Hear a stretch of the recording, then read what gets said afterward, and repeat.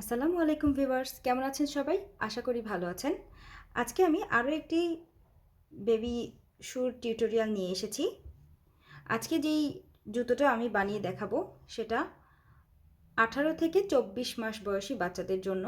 এই সোলটা আমি আগেই তৈরি করে নিয়েছি আর এটার টিউটোরিয়ালও আমার চ্যানেলে আছে। আমি ডেসক্রিপশন বক্সে এটার লিংক দিয়ে দেব। তাহলে কথা না বাড়িয়ে শুরু করা যাক।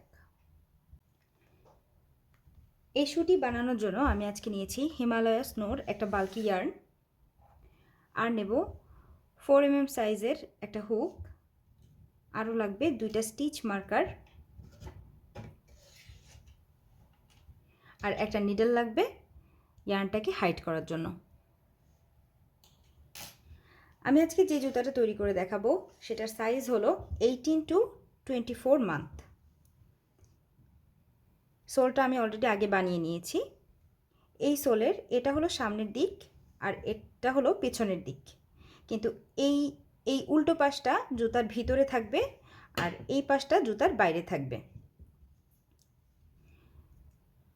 এই সোলটার সাইড করলে যেই এখানে একটা চেইনের মতো প্যাটার্ন আমরা দেখতে পাচ্ছি, এই প্যাটার্নকে আমরা দুই ভাগে ভাগ করতে পারি। একটা হলো এই ফ্রন্ট লুপ আর একটা হলো এই ব্যাক লুপ। আমরা যখন কোনো জুতা বানাবো, কুশি কাচের জুতা, তখন সব সময় ব্যাক লুপে কাজ করব, যাতে আমার জুতাটা খুব শক্ত একটা আকার ধারণ করতে পারে।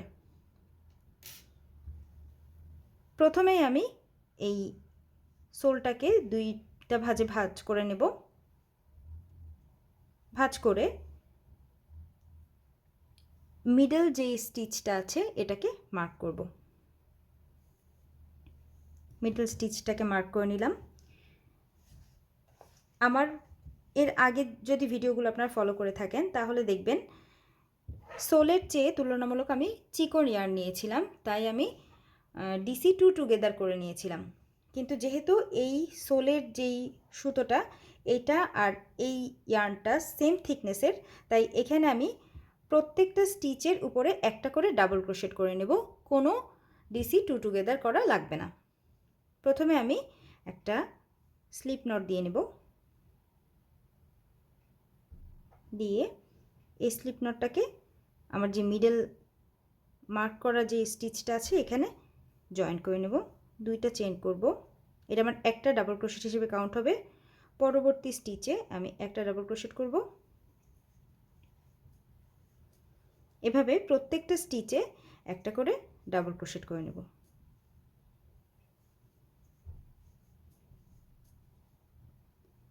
এই ইয়ার্নটা একটু ভারী হলেও, মানে থিকনেসটা একটু বেশি হলেও আমি কিন্তু হুক সাইজ একটু ছোট নিয়েছি, যাতে জুতার শেপটা বেশ টাইট একটা শেপ আসে। এভাবে প্রত্যেকটা স্টিচে একটা করে ডাবল ক্রোশেট আমি করে নেব। প্রথম রাউন্ডটা কমপ্লিট করা হয়ে গিয়েছে। আমি প্রথমে যে 2 চেইনটা করেছিলাম সেখানে একটা স্লিপ নট দিয়ে আমি এই রাউন্ডটা কমপ্লিট করব। সেকেন্ড রাউন্ডের জন্য দুইটা চেইন করে নেব। এখন ডিক্রিজিংয়ের পার্ট এভাবে ভাঁজ করে নেব। আমি দুই ভাঁজ করে নেব। দুই ভাঁজ করে নেওয়ার পরে এই পাশ থেকে 10টা এবং ওই পাশ থেকে 10টা স্টিচ আমি মার্ক করে নেব। 1 2 3 4 5 6 7 8 9 10।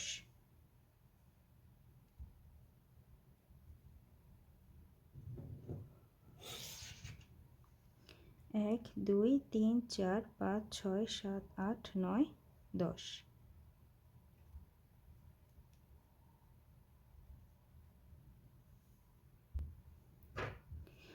মার্ক করা হয়ে গিয়েছে।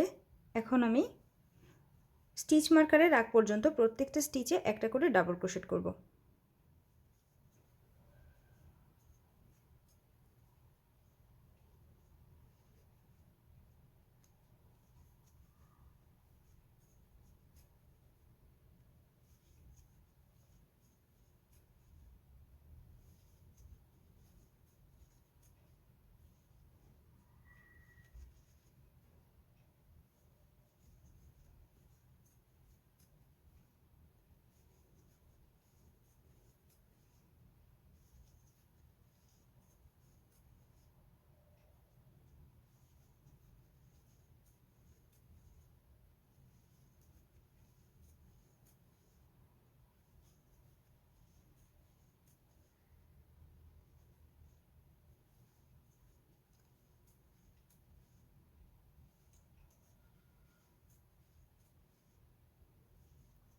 স্টিচ মার্কার পর্যন্ত চলে এসেছি আমি।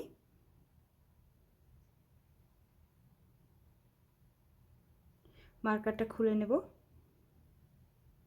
এখান থেকে আমার ডিক্রিজিংয়ের পার্টটা শুরু হবে।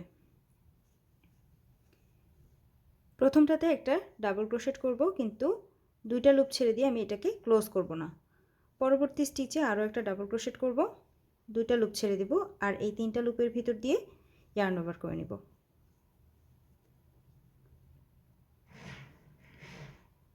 এটাকে বলে 2DC টুগেদার। পরবর্তী স্টিচেও আবার দুইটা লুপ ছেড়ে দেব। পরবর্তী স্টিচে ডিসি নিয়ে দুইটা লুপ ছেড়ে দিয়ে এই তিনটা স্টিচের মধ্যে দিয়ে পুল থ্রু করে নেব। দুইটা লুপ ছেড়ে দেব, পরবর্তী স্টিচ থেকেও দুইটা লুপ ছেড়ে দেব এবং তিনটা লুপের ভিতর দিয়ে ইয়ার্নটাকে বের করে নিয়ে আসব। এভাবে পরবর্তী স্টিচ মার্কারের আগ পর্যন্ত আমি 2DC টুগেদার করেই যাব।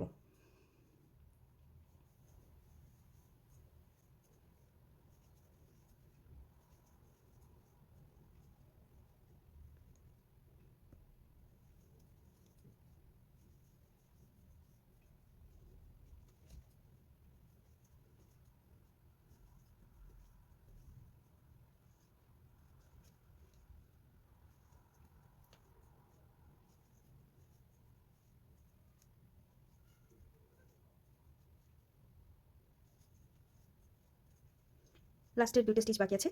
স্টিচ মার্কারটা আমি খুলে নেব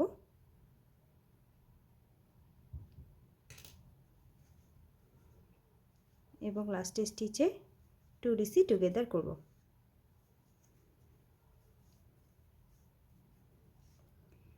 এবং রাউন্ড টুর শেষ পর্যন্ত প্রত্যেকটা স্টিচে এখন একটা করে ডাবল ক্রোশেট করে যাব।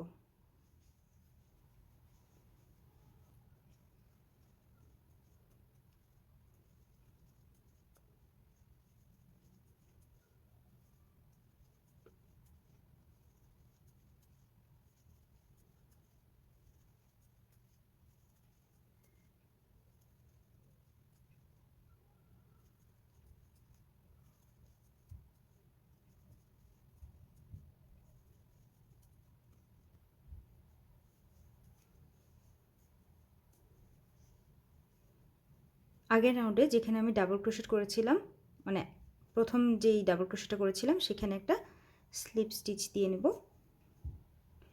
এটা আমার সেকেন্ড রাউন্ডটা কমপ্লিট হলো।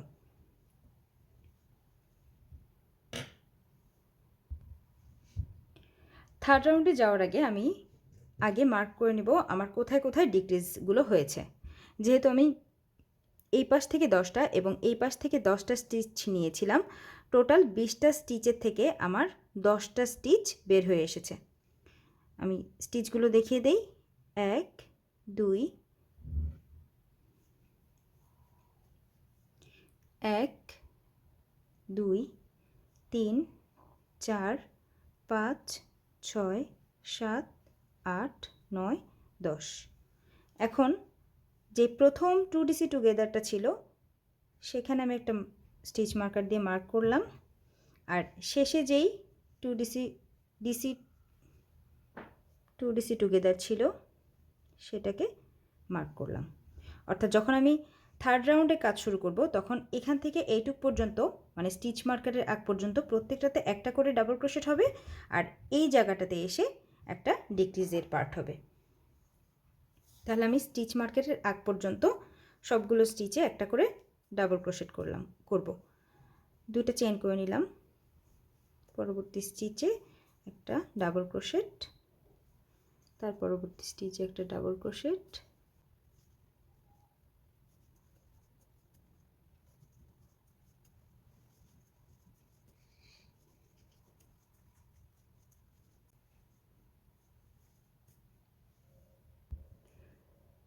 এখন স্টিচ মার্কারটা আমি খুলে নেব। এখানে একটা ডাবল ক্রোশেট করব, দুইটা লুপ ছেড়ে দিব, পরবর্তী স্টিচে একটা ডাবল ক্রোশেট করে দুইটা লুপ ছেড়ে দেব এবং তিনটা লুপের ভিতর দিয়ে পুল থ্রো করলাম। আবারও পরবর্তী স্টিচটাতে একটা ডাবল ক্রোশেট থেকে দুইটা লুপ ছেড়ে দিলাম, পরবর্তী স্টিচে আরও একটা ডাবল ক্রোশেট করলে দুইটা লুপ ছেড়ে দিলাম, তিনটা লুপের ভিতর দিয়ে পুল থ্রু করলাম। এভাবে স্টিচ মার্কারের আগ পর্যন্ত প্রত্যেকটা স্টিচে আমি সেম প্যাটার্নটা রিপিট করব।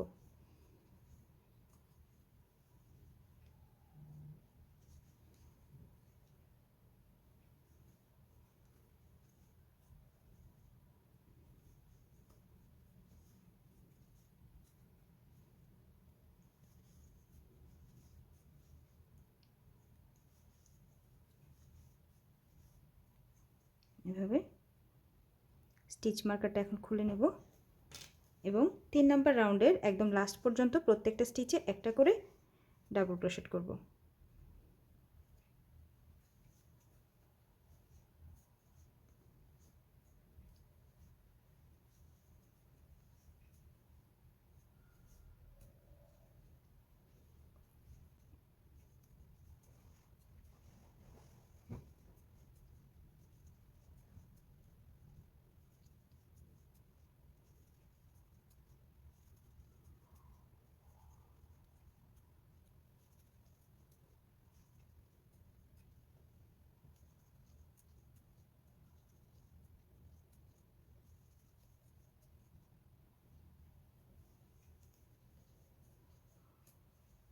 এই রাউন্ডের প্রথমে যে ডাবল ক্রোশেটটা করেছিলাম সেখানে একটা স্লিপ স্টিচ দিয়ে এটাকে জয়েন করব।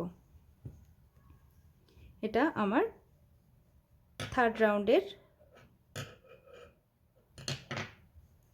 শেষে আমার শুটার শেপটা এমন এসেছে। ফোর্থ রাউন্ডটা শুরু করার আগে আমি আগের রাউন্ডের 2 ডিসি টুগেদারগুলোকে মার্ক করি।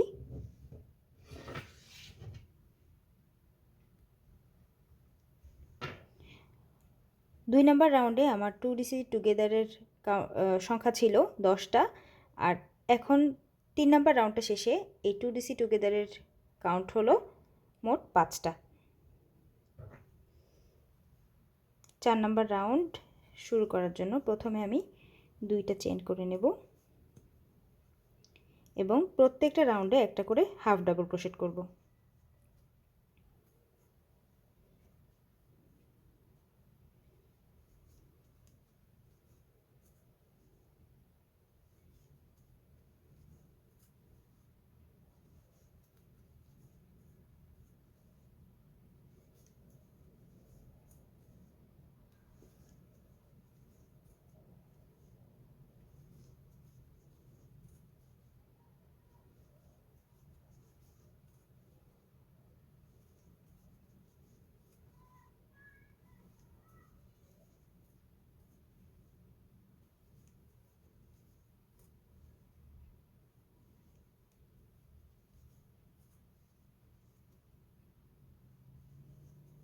স্টিচ মার্কারের আগ পর্যন্ত আমি হাফ ডাবল ক্রোশেট করে এসেছি।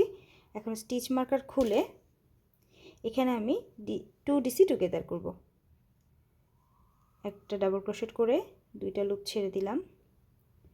পরবর্তী স্টিচে আবারও একটা ডাবল ক্রোশেট করব, 2টা লুপ ছেড়ে দেব, ওখান থেকে আরও এই 3টা লুপের ভিতর দিয়ে পুল থ্রু করে নিলাম। এখানে আরও একটা ডিসি করব, পরের স্টিচে আরও একটা ডিসি করে পুল থ্রু করব 3টা লুপের ভিতর দিয়ে। স্টিচ মার্কারটা খুলে নেব, আর এখানে আমি স্টিচ মার্কার এবং স্টিচ মার্কারের পরবর্তী একটা স্টিচে দুটো মিলিয়ে একটা 2 ডিসি টুগেদার করব। অর্থাৎ এই রাউন্ডে আমার 2 ডিসি টুগেদার হবে 3টা, আর বাকি যতটুকু পর্যন্ত 4 নাম্বার রোটা কমপ্লিট করার জন্য প্রত্যেকটা স্টিচে একটা করে হাফ ডাবল ক্রোশেট করব।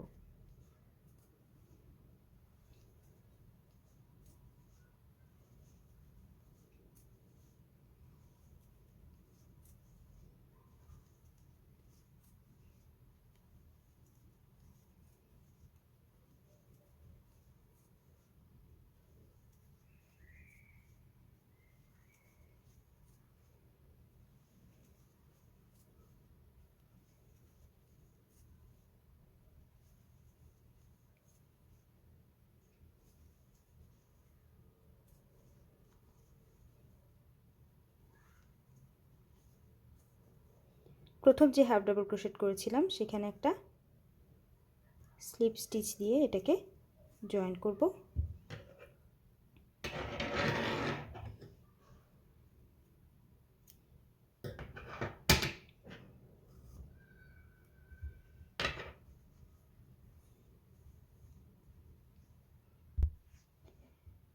আমার জুতাটা কমপ্লিট করা হয়ে গিয়েছে। এখন একটা বো দিয়ে আমি এটাকে ডেকোরেট করব। আমার 2টা সুই রেডি করা হয়ে গিয়েছে, সেটটা কমপ্লিট হয়েছে। ভিডিওটি কেমন লাগলো আমাকে অবশ্যই কমেন্ট করে জানাবেন। আর আমার চ্যানেলের পরবর্তী নোটিফিকেশানগুলো পাওয়ার জন্য অল নোটিফিকেশানটা অন করে রাখবেন। তাহলে দেখা হচ্ছে পরের ভিডিওতে।